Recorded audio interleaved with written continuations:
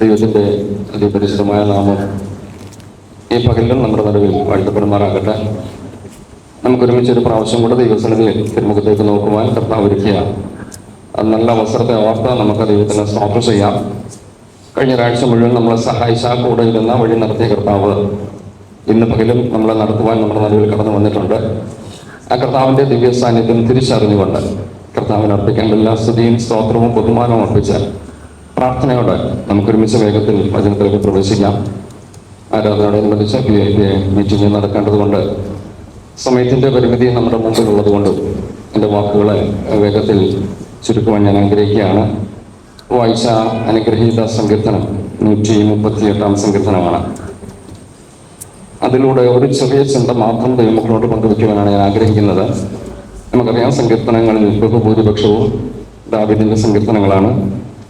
തൻ്റെ ജീവിതത്തിൽ താൻ നേരിട്ട ആ പ്രതിസന്ധി, പ്രശ്നങ്ങൾ, കഷ്ടത, രോഗം, ഇതിൻ്റെയൊക്കെ നടുവിൽ ദൈവം തന്നെ ബലപ്പെടുത്തി, ധൈര്യപ്പെടുത്തി, ശക്തീകരിച്ചു. തനിക്ക് ജീവിതത്തിൽ വഴി അടഞ്ഞെന്ന് തോന്നിയിടത്ത് ദൈവം ചില പുത്തൻ വഴികളെ വെട്ടിത്തുറന്ന് ദിശാബോധം നൽകി തന്നെ നയിച്ച അനുഭവങ്ങളാണ് സങ്കീർത്തനത്തിലൂടെയൊക്കെ താൻ വിശദീകരിക്കുന്നത്. ഈ സങ്കീർത്തനം അപ്രകാരം ഒരു സങ്കീർത്തനം എന്ന് തന്നെ നമുക്ക് കരുതാം. ഞാൻ അതിൻ്റെ വിശദാംശങ്ങളിലേക്ക് ഇറങ്ങാതെ കഴിഞ്ഞ രാത്രി ദൈവസന്നിധിയിൽ ആരാധനയ്ക്ക് വേണ്ടി പ്രാർത്ഥിച്ചപ്പോൾ ദൈവം നൽകിയ ഒരു ചിന്തയിലേക്ക് ദൈവമക്കളുടെ ശ്രദ്ധയെ കൊണ്ടുവരാനാണ് ആഗ്രഹിക്കുന്നത്. നമുക്ക് 138 സങ്കീർത്തനത്തിൻ്റെ 8 വാക്യം എന്ന് വായിക്കാം. മതി, യഹോവ എനിക്ക് വേണ്ടി സമാപ്തി വരുത്തും. പ്രശ്നത്തിൻ്റെ പരിഹാരം വരുത്താൻ എൻ്റെ കർത്താവ് മതിയായവൻ. NIV ട്രാൻസ്ലേഷനിൽ അത് കൊടുത്തിരിക്കുന്നത് അല്പം കൂടെ നമുക്ക് മനസ്സിലാകുന്ന ഭാഷയിൽ God will fulfil his purpose for me. എന്നെക്കുറിച്ചുള്ള ദൈവത്തിൻ്റെ ഉദ്ദേശം ദൈവം നിറവേറ്റും. ഇന്ന് പകൽ ദൈവമൊക്കെ ബോധ്യം ഉണ്ടാകണം, നമ്മെക്കുറിച്ച് ദൈവത്തിന് ചില പർപ്പസ് ഉണ്ട്, ഉദ്ദേശമുണ്ട്. ദൈവം അത് നിറവേറ്റും. ഈ വിശ്വാസത്തോട് നമ്മൾ തുടർന്നുള്ള നിമിഷങ്ങൾ വചനത്തിലേക്ക് പ്രവേശിക്കുകയാണ്. ഞാൻ ആ വാക്കൊന്നുകൂടെ പറയുന്നു. എന്നെക്കുറിച്ചുള്ള ദൈവത്തിൻ്റെ ഉദ്ദേശം ദൈവം നിറവേറ്റും. വാ തുറന്നൊന്ന് പറയാമോ? എന്നെക്കുറിച്ചുള്ള ദൈവത്തിൻ്റെ ഉദ്ദേശം ദൈവം നിറവേറ്റും. എന്നാ നമ്മളെക്കുറിച്ച് ദൈവം പ്ലാൻ ചെയ്തത് നമുക്കറിയാമല്ലോ. നമ്മൾ നമ്മുടെ മക്കളെക്കുറിച്ച് പ്ലാൻ ചെയ്യുന്നത് അവർ ഭൂമിയിൽ ജനിച്ചു വീഴും. എന്നാലും അന്ന് അവരെ ഇന്ന ആക്കണം എന്നുള്ള പ്ലാനൊന്നും നമുക്കില്ല. പഠിച്ച് മുന്നോട്ട് വരുമ്പോൾ അവരുടെ ടേസ്റ്റ് ഏതാ, അവരെവിടെ ചെന്നാൽ മിടുക്കരാകും എന്ന ഒരു ബോധ്യം ടീച്ചേഴ്സ്, മാതാപിതാക്കൾക്കൊക്കെ ഉണ്ടാകും. അവരുടെ കഴിവുകൾ ഏതൊക്കെ മേഖലയിലാണ്. അന്നേരമാണ് നമ്മൾ പ്ലാൻ ചെയ്യുന്നത്. എൻ്റെ മോനെ ഇന്ന ഫീൽഡിൽ വിട്ടാൽ വിജയിക്കും, മോളെ ഇന്ന ഫീൽഡിൽ വിട്ടാൽ വിജയിക്കും. പക്ഷെങ്കിൽ നമ്മളൊരു കാര്യം തിരിച്ചറിയണം, ദൈവം എന്നെക്കുറിച്ച് പ്ലാൻ ചെയ്തതാണ്. എഫേസ്യ ലേഖനത്തിലെ അപ്പോസ്തലൻ പൗലോസിന്റെ ഭാഷയിൽ പറഞ്ഞാൽ, ലോകസ്ഥാപനത്തിന് മുമ്പ് ക്രിസ്തുയേശുവിൽ എന്നെ കണ്ടു. ലോകത്തെ സ്ഥാപിച്ചില്ല, ഉണ്ടാകട്ടെ എന്ന് പറഞ്ഞ് ഭൂമി ഉണ്ടാക്കിയില്ല. അതിനു മുമ്പ് എന്നെ കണ്ടപ്പോൾ ഞാൻ ഇന്നതാകണമെന്ന് ദൈവം നിയമിച്ചു. ആ ഉദ്ദേശം എൻ്റെ ദൈവം നിറവേറ്റും. നമ്മളത് പൂർണ്ണമായിട്ട് വിശ്വസിക്കണം. എന്നെക്കുറിച്ച് എൻ്റെ ദൈവത്തിന് ചില ഉദ്ദേശങ്ങളുണ്ട്. വെറുതെ കുറെ കാലം ഈ ഭൂമി ജീവിച്ച് ഇവിടെ കൊണ്ട് അവസാനിക്കാനല്ല കർത്താവിനെ വിളിച്ചത്. 57 സങ്കീർത്തനത്തിൻ്റെ 2 വാക്യം കൂടെ വായിക്കുമ്പോൾ ഇതോട് സമാനമായൊരു ചിന്ത അല്ലെങ്കിൽ ആ വാക്യം നമുക്കവിടെ കാണാൻ കഴിയുന്നുണ്ട്. Psalms 57 verse 2. അത്യുന്നതനായ ദൈവത്തെ ഞാൻ വിളിച്ചപേക്ഷിക്കുന്നു, എനിക്ക് വേണ്ടി സകലവും നിർവഹിക്കുന്ന ദൈവം. എന്നെക്കുറിച്ചുള്ള ദൈവത്തിൻ്റെ പദ്ധതിയെ നിർവഹിക്കുന്നൊരു ദൈവം.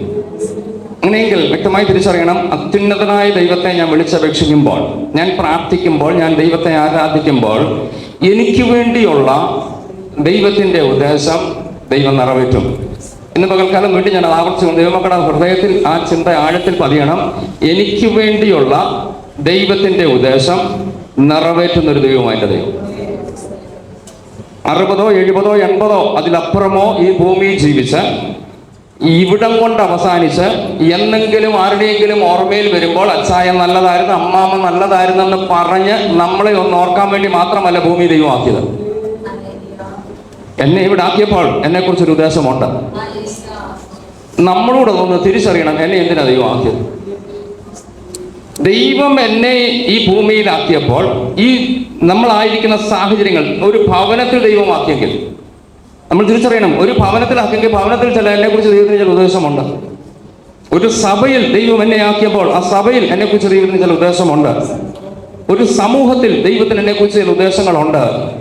ഇത് നിറവേറ്റാതെ ഞാൻ മരിച്ചു മൺമറഞ്ഞ് നിത്യതയിൽ കർത്താവിന്റെ സന്നിധി ചെല്ലുമ്പോൾ കർത്താവ് ചോദിക്കും, കുഞ്ഞെ നിന്നെക്കുറിച്ച് എനിക്കൊരു ഉദ്ദേശമുണ്ടായിരുന്നു, പക്ഷെ നീയോട് ഉത്സാഹിക്കണമായിരുന്നു. നമ്മൾ ഉത്സാഹിക്കാതെ വരുന്ന വഴിക്ക് പോകട്ടെന്ന് കണ്ടാൽ, നമുക്കറിയാമല്ലോ താലന്തുകളുടെ ഉപമയിൽ യേശു കർത്താവ് പറഞ്ഞു വരുമ്പോൾ ഒരു താലന്ത് കിട്ടിയ മനുഷ്യനെ കുറിച്ച് പറയുന്നുണ്ട്. അവനും ഒരു താലന്തുണ്ട്, അവനും ഒന്നുമില്ലാതെ ദൈവം കൊടുത്തില്ല. പക്ഷെങ്കിൽ അവൻ പറഞ്ഞു, ഞാൻ ഇതിനോട് എന്താ ചെയ്യാനാ? അവൻ നോക്കിയത് 2 താലന്തുകാരനെ നോക്കി, 5കാരനെ നോക്കി. ഇന്നാർക്കും ഒക്കെ ഭയങ്കര കഴിവാണ്. ഇന്നാർക്കും ഒക്കെ ഒത്തിരി നന്മകൾ ദൈവം കൊടുത്തിട്ടുണ്ട്. ദൈവം ചോദിക്കും, നിനക്കും തന്നില്ലേ? അവർക്കില്ലെങ്കിലും നിനക്ക് നിന്റെ പ്രാപ്തിക്കനുസരിച്ച് തന്നിട്ടില്ലേ? ദൈവമക്കൾ വളരെ ഗുരുതരം. ഒരു നാൾ ഉത്തരം കൊടുക്കേണ്ട ഒരവസരമുണ്ട്. അതുകൊണ്ട് തിരിച്ചറിഞ്ഞ് പറയണം, കർത്താവേ, എന്നെ വിളിച്ച എന്നെ ഇവിടെ ആക്കിയപ്പോൾ എൻ്റെയും കയ്യിൽ ദൈവം ഒരു താലന്ത് തന്നിട്ടുണ്ട്. ഞാൻ വിശ്വസ്തയോടെ വ്യാപാരം ചെയ്ത് നല്ല ദാസനെ, വിശ്വസനും നല്ലവനുമായ ദാസനെ എന്നുള്ള വിളി കേൾക്കാൻ ദൈവം നമുക്കിട വരുത്തണം. ഇല്ലായെങ്കിൽ ആ മറ്റു ഒരു താലന്ത് കിട്ടിയതിനെ വിളിച്ച വിളി ഭയാനകമാണ്. ദുഷ്ടനും മടിയനുമായ ദാസനെ, ഇവനെയാണ് ഏറ്റവും ഇരുട്ടിലേക്ക് തള്ളിക്കളയുന്ന, കരച്ചിലും പല്ലുകടിയുമുള്ള ആ സ്ഥലത്തേക്ക് തള്ളിക്കളയുന്ന അനുഭവം ഉണ്ടാകാനിട വരരുത്. ഞാൻ വേഗത്തിൽ പൊക്കോട്ടെ. നമ്മെക്കുറിച്ച് ദൈവത്തിന് ഉദ്ദേശമുണ്ട്, അത് നിറവേറ്റുക തന്നെ ചെയ്യും. ഞാൻ 1-2 വാക്യങ്ങൾ വേഗത്തിൽ ഓർപ്പിച്ച് മുന്നോട്ട് പോകാൻ ആഗ്രഹിക്കുന്ന വാക്യം ഒരു പക്ഷേ വായിക്കണമെന്നില്ല, എങ്കിൽ തന്നെ ഞാൻ വേഗത്തിൽ ഭാഗം ഒന്ന് പറഞ്ഞുവിടാം. ദൈവത്തിന് നമ്മെക്കുറിച്ച് ഉദ്ദേശമുണ്ട്. ദൈവത്തിന്റെ ഉദ്ദേശത്തെക്കുറിച്ച് പറയുമ്പോൾ 2 രീതിയിൽ നമുക്കതിനെ ചിന്തിക്കാം. ഒന്ന്, കോമൺ പർപ്പസ് ഓഫ് ഗോഡ്, പൊതുവായ ഇഷ്ടം. ദൈവത്തിന് എല്ലാവരെയും കുറിച്ച് ചില ഇഷ്ടങ്ങളുണ്ട്.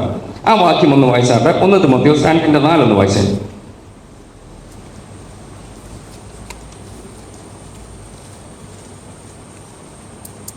1 തിമോത്തിയോസ് 2:4. സകല മനുഷ്യരും രക്ഷ പ്രാപിപ്പാനും സത്യത്തിന്റെ പരിജ്ഞാനത്തിൽ എത്തുവാനും ഇച്ഛിക്കുന്നു. അവിടെ വായിച്ചത് എല്ലാവരെ കുറിച്ചുമുള്ള ദൈവത്തിന്റെ ഹിതമാണ്. കോമൺ പർപ്പസ്, പൊതുവായിട്ട് എല്ലാവരും. അവിടെ വായിച്ചത് സകല മനുഷ്യരും എന്ന് വായിച്ചോളൂ. സകല മനുഷ്യനും രക്ഷ പ്രാപിപ്പാനും ദൈവത്തിന്റെ ഇഷ്ടം അല്ലെങ്കിൽ ദൈവത്തിന്റെ ഉദ്ദേശം സകല മനുഷ്യരും സത്യത്തിന്റെ പരിജ്ഞാനം പ്രാപിക്കണം. ഇതെല്ലാവരെ കുറിച്ചുമുള്ളതാണ്. റോമാലേഖനം 12:2 വായിക്കണമെന്നില്ല. ദൈവഹിതം ഈ ലോകത്തിന് അനുരൂപമാകാതെ ദൈവഹിതം ഇന്നതെന്ന് തിരിച്ചറിയണം. അതും എല്ലാവരെ കുറിച്ചുള്ള ദൈവത്തിന്റെ ഹിതമാണ്.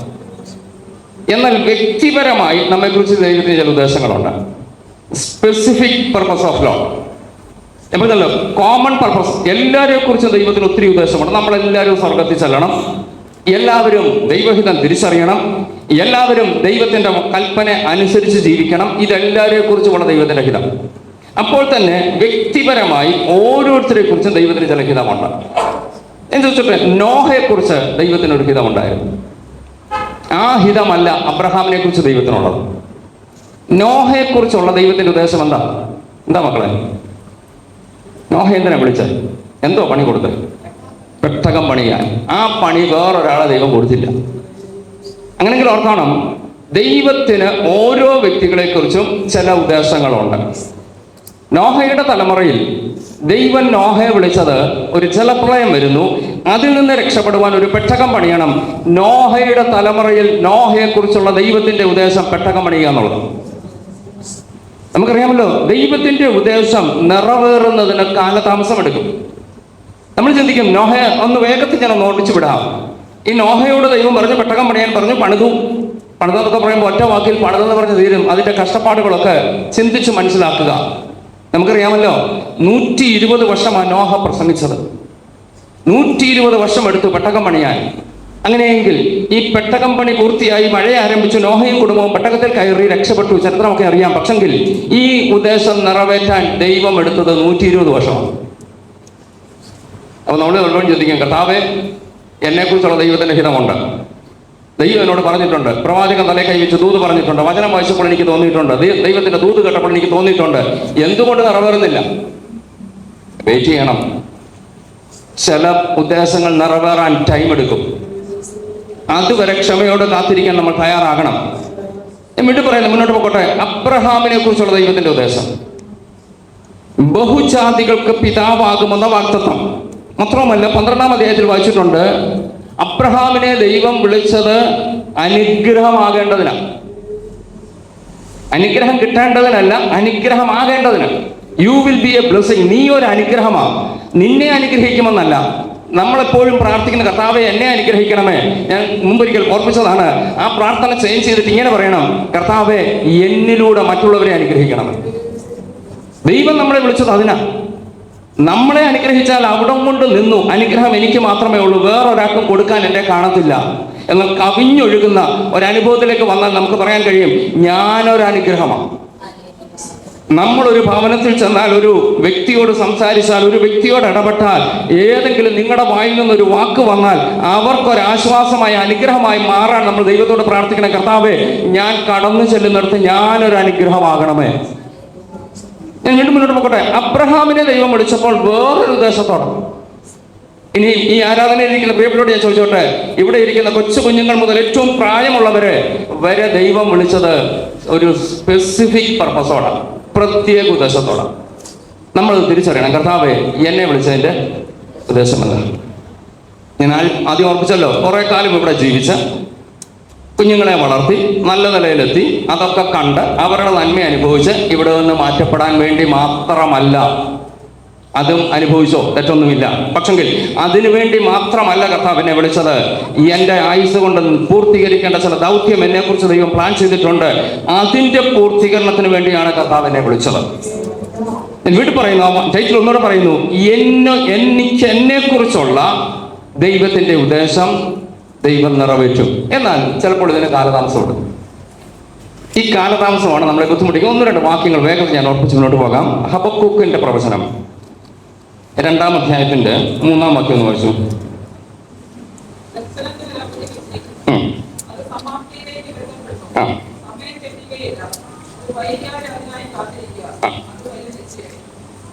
ഇംഗ്ലീഷിലൂടെ ഒന്ന് വായിച്ചേ. Habakkuk chapter 2 verse 3. For the vision is yet for an appointed time, but at the end it will speak and it will not lie. Though it tarries, wait for it, because it will surely come, it will not tarry. അവിടെ വായിച്ച ഭാഗം നമ്മൾ ശ്രദ്ധിച്ചു. ദൈവത്തിന്റെ ഉദ്ദേശം നിറവേറ്റും, ദൈവം അതിനെ നിറവേറ്റും. പക്ഷെങ്കിൽ 1-2 ചെറിയ ചിന്തകൾ ആ ഭാഗത്ത് വളരെ ഗൗരവത്തോടെ നമ്മൾ ഓർക്കണം. 3-ാം വാക്യം നമ്മൾ വായിച്ചത്, ദർശനത്തിന് അവധി വെച്ചിരിക്കുന്നു, അത് സമാപ്തിയിലേക്ക്. അങ്ങനെയെങ്കിൽ ദൈവം തന്ന ദർശനത്തിന് സമാപ്തി ഉണ്ടോ? ഉണ്ട്, ഒരു പര്യവസാനമുണ്ട്. അത് ഇംഗ്ലീഷിൽ വായിച്ച 1-ാം വാക്യം വായിച്ച് verse 3. For the vision is yet for an appointed time. Vision is yet for an appointed time. ദൈവം നിശ്ചയിച്ച ഒരു സമയമുണ്ട്. അങ്ങനെയെങ്കിൽ ദൈവത്തിന്റെ നിശ്ചയത്തിന്റെ സമയത്തേക്ക് ദൈവത്തിന്റെ ഉദ്ദേശം നിറവേറിക്കൊണ്ടിരിക്കുകയാണ്. വളരെ ഗൗരവത്തോടെ നമ്മൾ ഓർക്കണം, ദൈവത്തിന്റെ നിശ്ചയത്തിന്റെ സമയം പലപ്പോഴും നമുക്ക് മനസ്സിലാക്കാൻ കഴിയുന്നില്ല. ചില കാര്യങ്ങളൊക്കെ നമ്മൾ ദൈവത്തോട് ചോദിക്കും, ദൈവം എല്ലാത്തിനും മറുപടി തരണമെന്നില്ല. സ്നേഹമില്ലാഞ്ഞിട്ടല്ല, ചിലതൊക്കെ പറഞ്ഞാൽ നമുക്ക് മനസ്സിലാകത്തില്ല. അതുകൊണ്ടാണ് ദൈവം ചിലതിന് മറുപടി തരാതെ. നമ്മളൊന്ന് ഓർത്ത് നോക്കണം, നമ്മൾ ചോദിക്കുന്ന എല്ലാ ചോദ്യത്തിനും മറുപടി ദൈവത്തിന്റെ ഭാഷയിൽ പറഞ്ഞാൽ നമുക്ക് പലതും മനസ്സിലാകത്തില്ല. ഒരു കൊച്ചു കുഞ്ഞ് 2 വയസ്സ് 3 വയസ്സുള്ള കുഞ്ഞ് അപ്പനോടോ അമ്മയോടോ ആകാശത്തോട് ഒരു പ്ലെയിൻ പറന്നു പോകുന്ന കണ്ടാൽ ഇതെന്തുകൊണ്ട് ആകാശത്തോടെ പറക്കുന്നെന്ന് ചോദിച്ചാൽ അതിൻ്റെ ആ ശാസ്ത്രീയ വശം പറഞ്ഞു കൊടുത്താൽ കുഞ്ഞിനൊന്നും മനസ്സിലാകത്തില്ല. എനിക്ക് ഒത്തിരി വകുപ്പുകൾ കാണുമല്ലോ. അതെല്ലാം കൂടെ കുഞ്ഞിനെ പറഞ്ഞു മനസ്സിലാക്കാൻ പോയാൽ എല്ലാം മനസ്സിലാവുമോ? അപ്പനും അമ്മയും പറയുന്നത് എന്തുവാ? മോനെ അതങ്ങനെ, അത് ആകാശത്തോട്. അതിനപ്പുറം പറഞ്ഞു കൊടുക്കാൻ ഒക്കത്തില്ല. ഞാൻ പറഞ്ഞു വന്നത്, ദൈവം നമ്മൾ ചോദിക്കുന്ന എല്ലാ ചോദ്യത്തിനും മറുപടി തരാത്തതിൻ്റെ കാരണമല്ല, നമുക്ക് പലതും മനസ്സിലാകത്തില്ല. എന്നാൽ ഒരു കാര്യം തിരിച്ചറിഞ്ഞാൽ മതി, എനിക്ക് മനസ്സിലായില്ലെങ്കിലും ദൈവം എൻ്റെ ജീവിതത്തിൽ ചെയ്യുന്നതൊക്കെ നല്ലതിനാണ്. അത്രയും മനസ്സിലാക്കാൻ പറ്റുമോ? ഞാൻ അവ ഒന്നിടന്ന് പറഞ്ഞോട്ടെ. എൻ്റെ ജീവിതത്തിൽ ചെയ്യുന്നതെല്ലാം എനിക്ക് മനസ്സിലാക്കാൻ കഴിയുന്നില്ലെങ്കിലും ചെയ്യുന്നതൊന്നും എൻ്റെ ദോഷത്തിനല്ലെന്നെങ്കിലും ഒന്ന് മനസ്സിലാക്കാൻ കഴിയണം. അങ്ങനെയെങ്കിൽ നമ്മൾ രക്ഷപ്പെട്ടു. നമുക്ക് ദൈവത്തോടൊന്ന് പറയാം, കർത്താവേ, എൻ്റെ ജീവിതത്തിൽ സംഭവിക്കുന്നത്, അങ്ങ് ചെയ്യുന്നത് ഒന്നും ദോഷത്തിനല്ലെന്ന് ഞാൻ തിരിച്ചറിയുന്നു. ഇത് ഉണ്ടെങ്കിൽ നമുക്ക് ദൈവത്തിന് സ്തോത്രം ചെയ്യാൻ കഴിയും. ഞാൻ പറഞ്ഞല്ലോ, ദർശനത്തിന് അവധി വെച്ചു. ദർശനം അതിൻ്റെ അപ്പോയിന്റഡ് ടൈമിലേക്ക് പൊക്കോണ്ടിരിക്കുക. അത് വരും, നിശ്ചയമാണ്. താമസിച്ചാലും വരും. പക്ഷെങ്കിൽ ആ ഭാഗം ശരിയായ ഭാഷയിൽ നമ്മൾ വായിച്ചു വന്നാൽ, താമസിച്ചെന്ന് എനിക്ക് തോന്നിയാലും ദൈവത്തിന്റെ ദർശനം ദൈവം എൻ്റെ കയ്യിൽ തന്നിരിക്കും.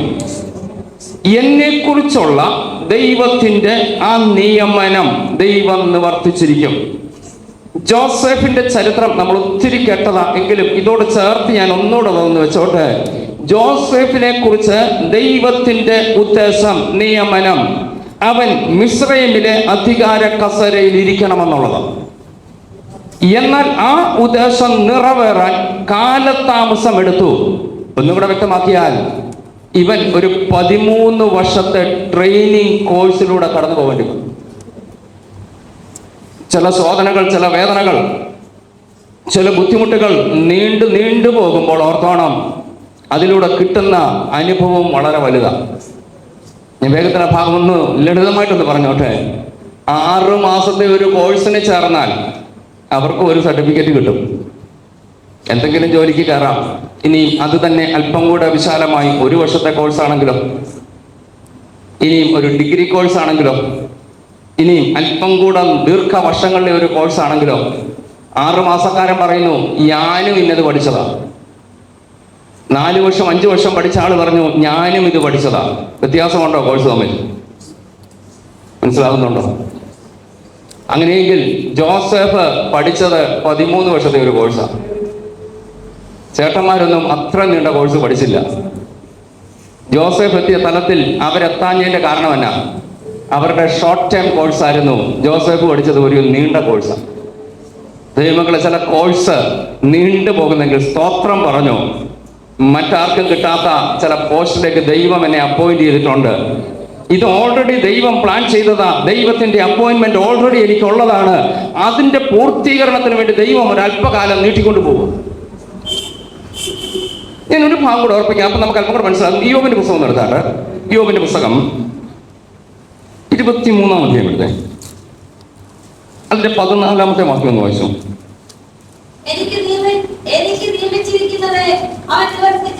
അതെ, എനിക്ക് നിയമിച്ചിരിക്കുന്നത് 23:14. So he performs what is appointed for me. മതി. അവിടെ വായിച്ചത് 2 ഭാഗം വളരെ ക്ലിയർ ആയിട്ട് നമ്മൾ കേട്ടു. നിയമിച്ചത് നിവർത്തിച്ചിരിക്കുന്നു. What he appointed he performs. ദൈവം അപ്പോയിന്റ് ചെയ്ത് ദൈവം പെർഫോം ചെയ്യും. ഞാൻ വേഗത്തിൽ ആ ഭാഗം പറഞ്ഞു മുന്നോട്ട് പോകാം. ദൈവത്തിന്റെ നിയമനം, ദൈവത്തിന് നിയമിക്കാൻ മാത്രമല്ല നിവർത്തിക്കാനും അറിയാം. നമുക്കറിയാമല്ലോ, സർക്കാർ തലത്തിൽ കുറ്റപ്പെടുത്തുകയല്ല, സാഹചര്യം ഒന്ന് മനസ്സിലാക്കാൻ വേണ്ടിയാ ചില നിയമനങ്ങളൊക്കെ നടക്കും. പക്ഷെങ്കിൽ അത് നടപ്പിലാകണമെന്നില്ല. ചില പോസ്റ്റിലേക്കൊക്കെ ആൾക്കാരെ നിയമിക്കും, പക്ഷെങ്കിൽ പറയാം അത് തൽക്കാലം പെൻഡിങ്ങാ, നടപ്പിലാക്കുന്നില്ല. പക്ഷെ കർത്താവ് ഒരു കാര്യം നിയമിച്ചാലോ നടപ്പിലാക്കും. അവൻ നിയമിച്ചത് നിവർത്തിക്കും. അങ്ങനെയെങ്കിൽ വീണ്ടും ഞാൻ പറയുന്നു, നമ്മളെക്കുറിച്ച് ദൈവത്തിന് ചില നിയമനമുണ്ട്.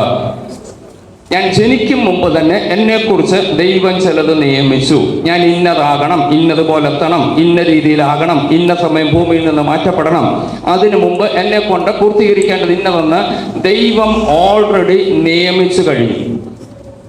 നിയമിച്ചെങ്കിൽ ദൈവം എന്ത് ചെയ്യും? നിവർത്തിക്കും. ഞാൻ പറഞ്ഞല്ലോ, ആ നിയമനത്തിനും നിവർത്തിക്കും ഇടയിൽ ചിലപ്പോൾ ഒരല്പ കാലതാമസം നേരിട്ടാലും നിരാശപ്പെടരുത്. നേരത്തെ പറഞ്ഞ വാക്കിലേക്ക് ഒന്നുകൂടെ മടങ്ങി വരുന്നു. ജോസഫിനെ കുറിച്ചുള്ള ദൈവത്തിന്റെ നിയമനം ദൈവം നിവർത്തിച്ചത് 13 വർഷത്തിന് ശേഷമാണ്. പക്ഷെങ്കിൽ ദൈവത്തിന്റെ നിയമനം ദൈവം നിവർത്തിക്കും. നമ്മളിത് മനസ്സിലാക്കണം. ദൈവത്തിന്റെ നിയമനത്തെ നിവർത്തിക്കാൻ ദൈവം വിശ്വസ്തനാണ്. കാലതാമസമോ അതിൻ്റെ ഇടയിൽ നേരിടുന്ന പ്രശ്നങ്ങളോ പ്രതിസന്ധികളോ ഈ നിയമനത്തിന്റെ വഴിയിൽ അതിനോട് ചേർന്ന് വരുന്നതാണ്.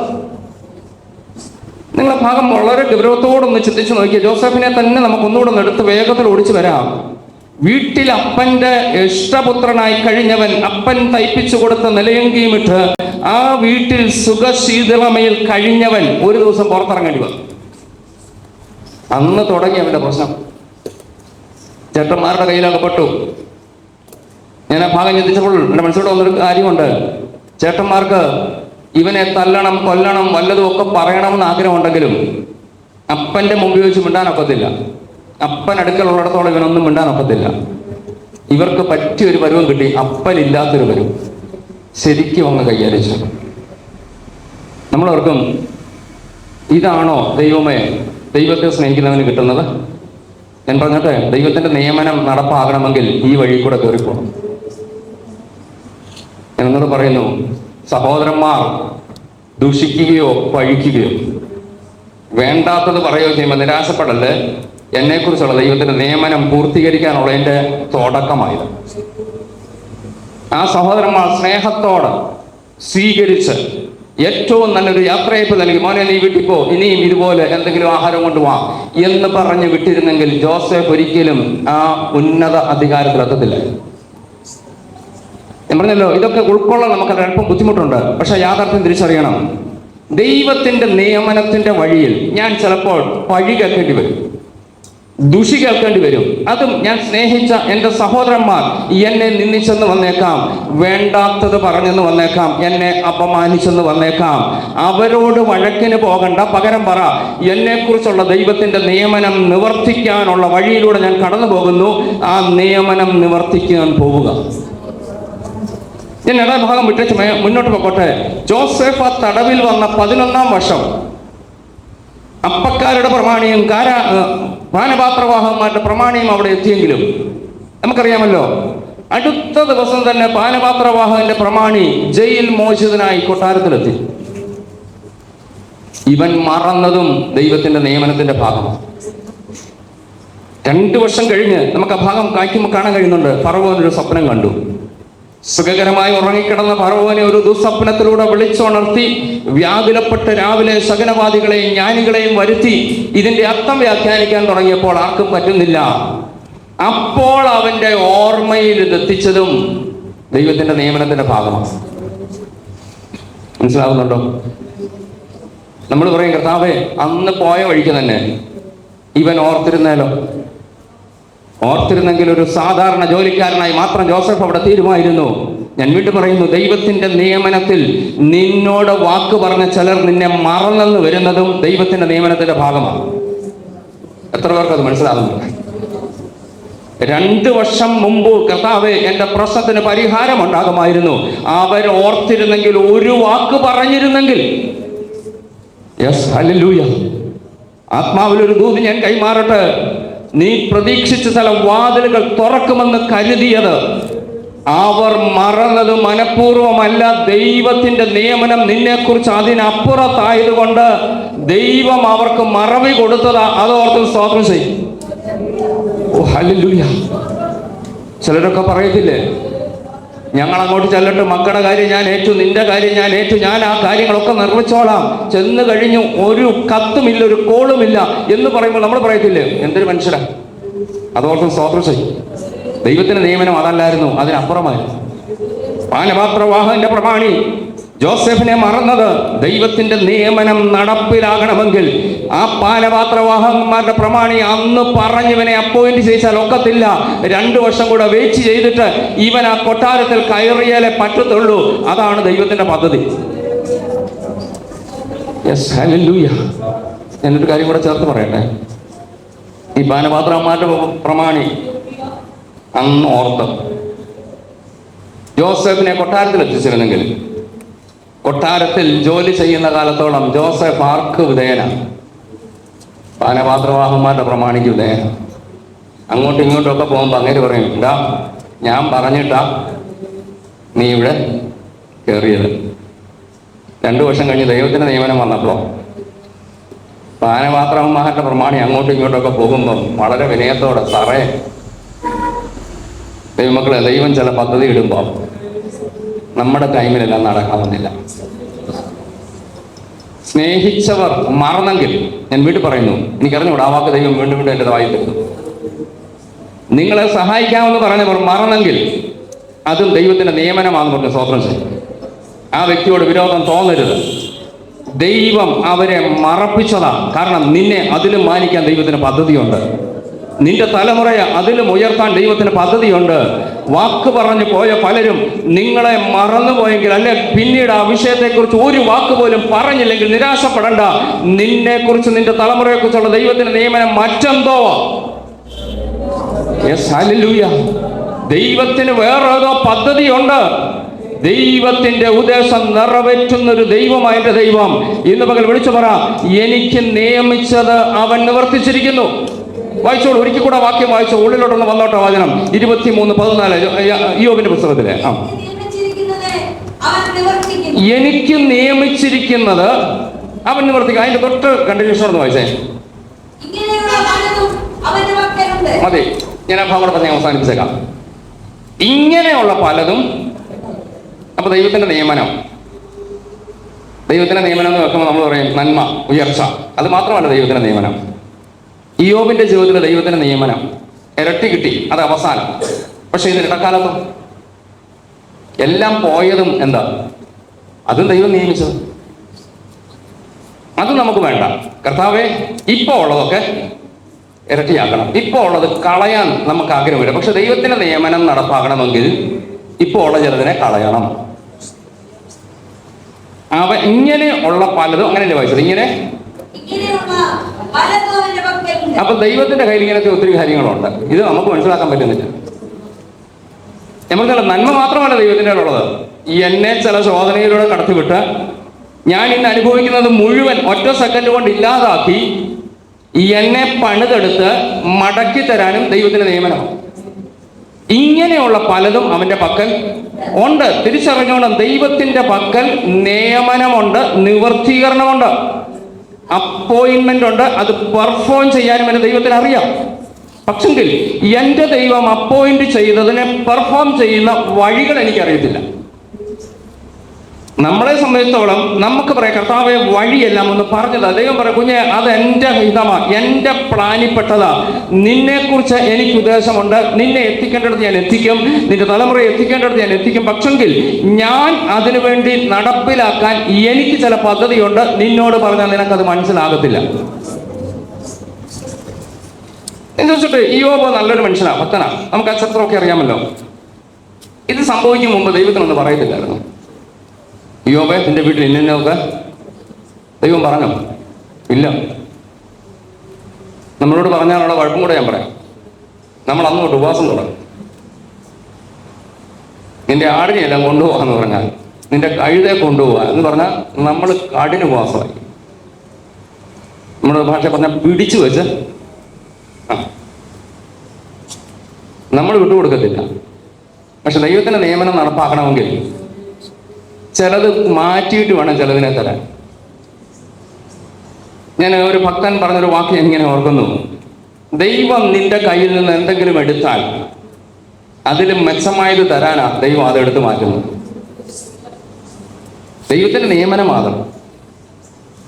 ഇപ്പോൾ ആയിരിക്കുന്ന ചിലത് ദൈവം എന്നിൽ നിന്ന് എടുത്തു മാറ്റിയാൽ അതിലും മെച്ചമായത് എൻ്റെ തരാൻ ദൈവത്തിന് പദ്ധതിയുണ്ട്.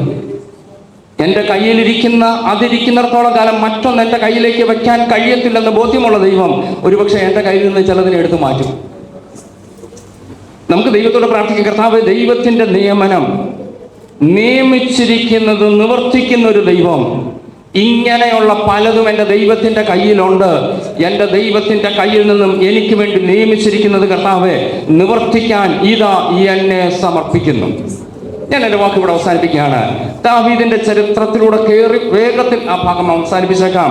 ദാവീദിന് വേണ്ടി ദൈവം നിയമിച്ചത് സിംഹാസനമാണ്.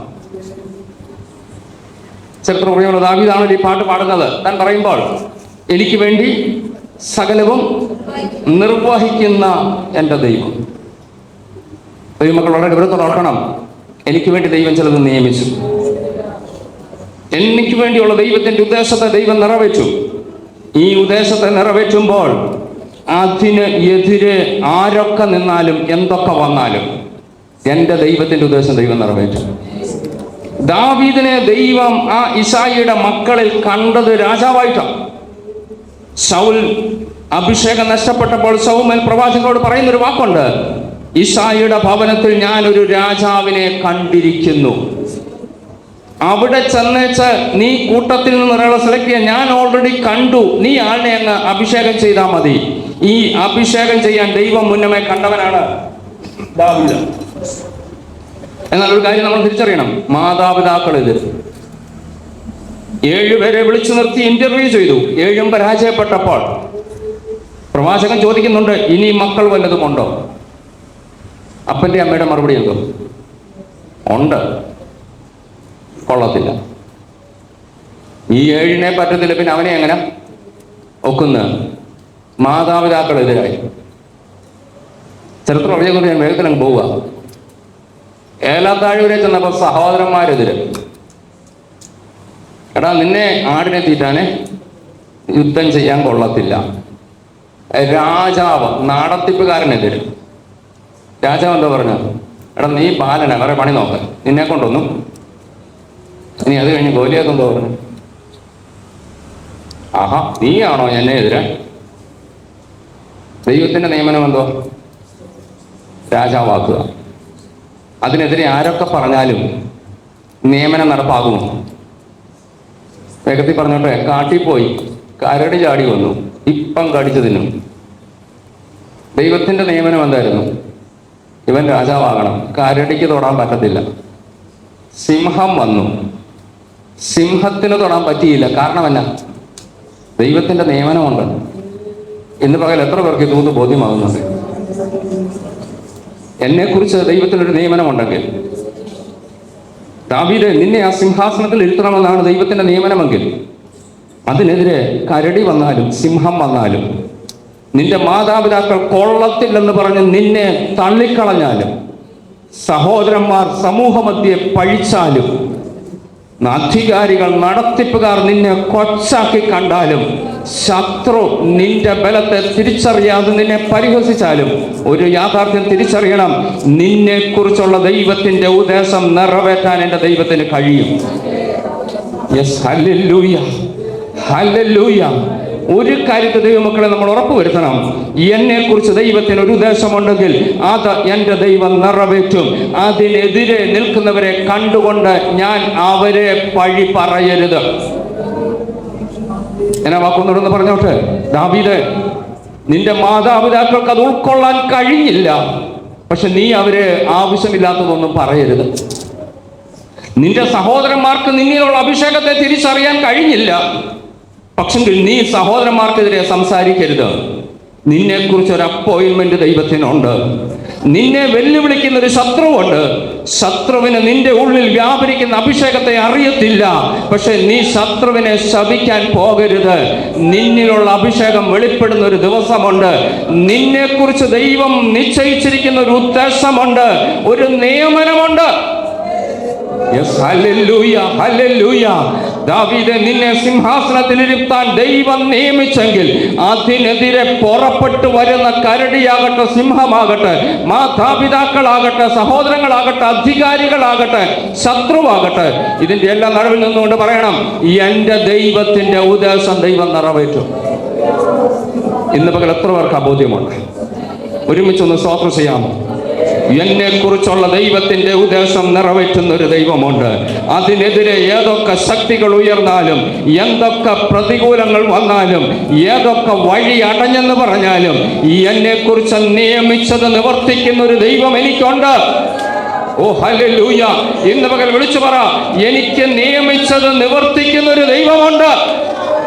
Yes Lord, hallelujah. വാ തുറന്ന് ധൈര്യത്തോടെ പറ. നിങ്ങളുടെ ഹൃദയത്തിൽ ആ വചനം ഒന്ന് കയറി ചെല്ലട്ടെ.